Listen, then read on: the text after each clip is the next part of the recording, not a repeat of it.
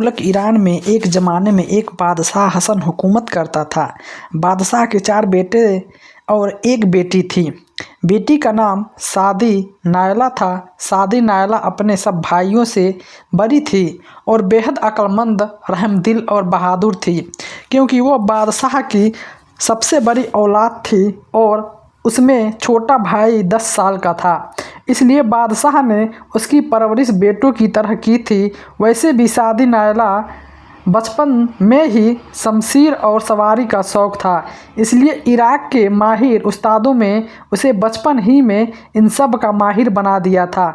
अब जबकि उसके छोटे भाई बड़े हो गए थे और उन्हें बादशाह का शाखा बोझ उठा लिया था, इसलिए अब सारी महिला को बादशाह के साथ मिलकर हुकूमत कामों में ज़्यादा वक्त न गुजारना पड़ा। वो बस या तो अपनी सहेलियों और मुहाफिज कनीजों के साथ मिलकर खेलती रहती या अपने महल में किताब पढ़ने वक्त गुजरती। आज वो भी अपने कमरे में बैठी एक पुरानी किताब पढ़ने में मसरूफ़ थी और अचानक एक कनीज अंदर दाखिल हुई और उसने झुककर सलाम किया और फिर सर झुकाकर खड़ी हो गई। क्या बात है? नायला ने चौंककर कनीज की तरफ देखते हुए पूछा। दादी हुजूर, एक बूढ़ी औरत आपसे मुलाकात करना चाहती है। हमने तो उसे बहुत रोका कि इस वक्त शहजादी साहिबा किताब पढ़ने में मसरूफ़ है, लेकिन वह जिद कर रही है कि उसका आपसे मिलना बेहद ज़रूरी है और इसमें आपका ही फ़ायदा है। कनीज ने बड़े मर्यादा लहजे से में जवाब देते हुए कहा, मेरा फ़ायदा? अच्छा बुलाओ उसे, कौन है वो? शहजादी ने हैरान होते हुए कहा और फिर किताब बंद करके एक तरफ रख दी। चंद लम्हों में एक औरत अंदर दाखिल हुई। उसके सर के बाल सफ़ेद हो चुके थे, इसलिए वो बूढ़ी नज़र आ रही थी, वरना उसकी सेहत जवान जैसी थी। उसने अंदर आते ही अपने बड़े मर्दाना लहजों में दादी को सलाम किया। आओ बैठो। दादी ने सलाम का जवाब देते हुए कहा और बूढ़ी औरत शुक्रिया अता करते सामने रखी हुई कुर्सी पे बैठ गई। वह बड़े गौर से दादी को देख रही थी। हाँ बताओ, क्या बात है? तुम मुझसे क्यों मिलना चाहती थी? सादी ने कहा, बड़े नरम लहजे से कहा। वह चूँकि पूरी तौर पर रहमदिल थी, इसलिए वह हर एक से तन्हाई नरम लहजे में बात करती थी। दादी साहिबा, आपकी सहेली उषा इस वक्त बेहद मुश्किल में है। अगर आप चाहें तो उसे इस मुश्किल से निजात दिला सकती हैं। औरत ने जवाब दिया, उदिशा मुश्किल में है? क्या मतलब? मैं समझी नहीं, खुलकर बात करो। उसने तो पिछले 2 महीने से अपने वालिद के साथ दूसरे मुल्क गई हुई है और अभी तक वापस नहीं आई। महिला ने हैरान होते हुए कहा, वो आती भी कैसे? शादी वाला ने उसकी हमेशा ही हूँ आज समझ। मुझे एक छोटे से लड़के ने एक पर्चा लाकर दिया और कहा, ये कागज़ जल्द से जल्द आप तक पहुँचा दूँ। औरत ने अपने दुपट्टे के पल्लू में एक मुड़ा हुआ तूला कागज़ का निकाल कर पहले तो उसे सीधा किया और फिर बड़े मर्यादा अंदाज से महिला की तरफ बढ़ा दिया। दादी ने हैरान होते हुए वो कागज़ उसके हाथ में लिया और फिर उसने कागज़ खोला और उसे पढ़ने लगी। कागज़ में लिखा हुआ था, दादी साहिबा, मैं एक शख्स मुश्किल में फंसी हूँ। जब मैं अपने वालिद के साथ नौकर के साथ वापस आ रही थी तो रास्ते में डाकुओं ने काफिले पे हमला कर दिया और बाकी सबको कत्ल करके मुझे अपने साथ ले आए और अब मैं इन डाकुओं को कैद में हूँ। ये बेहद जालिम आदमी है। इन्होंने मुझे वीरान पहाड़ी के अंदर एक घर में कैद कर रखा है। वहाँ भी बहुत सी औरतें और बच्चे कैद हैं जिनके वारिसों से यह रकम लेकर उन्हें छोड़ देते हैं। मेरे लिए उन्होंने 1 लाख अशरफिया की रकम मुकर्रर की है, लेकिन आप जानते हैं कि मेरे वालिद दूसरे मुल्क में है और न मेरा कोई भाई है न बहन। वालिद भी जिंदा नहीं, इसलिए मैं इतनी रकम कैसे इन्हें अता कर सकती हूँ और इनको धमकी दी है कि अगर 2 दिन के अंदर रकम ना मिली तो मुझे मार डालेंगे। चुनांचे एक रिहा होने वाली बच्चे के हाथ में यह सब कुछ लिख कर भेज रही हूँ।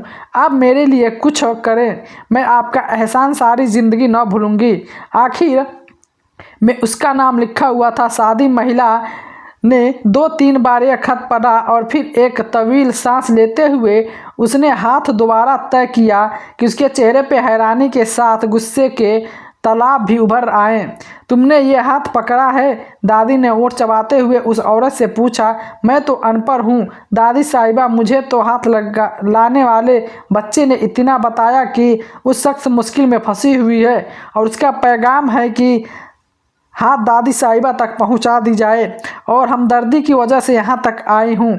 वैसे मैंने इस बच्चे से पूछ लिया है, उसने से इतना बताया कि उसका नाम डाकुओं को कैद में है, उसका ज़्यादा कुछ नहीं बताया। औरतों ने जवाब देते हुए कहा, ठीक है, तुम्हारी मेहरबानी, दादी ने कहा और साथ एक हल्की सी ताली बजाई। एक कनीज अंदर से दाखिल हुई और सलाम करके खड़ी हो गई। इन्हें महल के दरवाजे पे छोड़ आओ और 2 थैलियाँ असरफिया मेरी तरफ से दे दो। दादी सादी ने औरत की तरफ इशारा करते हुए कहा और कनीज ने हाँ में सिर हिला दिया और उठ खड़ी हो गई और उसके साथ कमरे से बाहर चली गई। उस औरत के जाने के बाद दादी ने दोबारा कागज़ उठाया और फिर उसे पढ़ना शुरू कर दिया। तहरीर अच्छी तरह से पहचानी थी और यह तहरीर वाकई उसकी ही थी। उन्होंने एक बार फिर कागज़ को तय कर लिया। उसके खूबसूरत चेहरे पे उलझन के तस नज़र नुमायमा। वो सोच रही थी कि सिपहलार को बुलाकर हुक्म देती कि वो डाकुओं को खात्मा कर दे और उसे और दूसरे लोगों को भी चुरा कर ले आए हैं, उन्हें वहाँ से रिहा करें।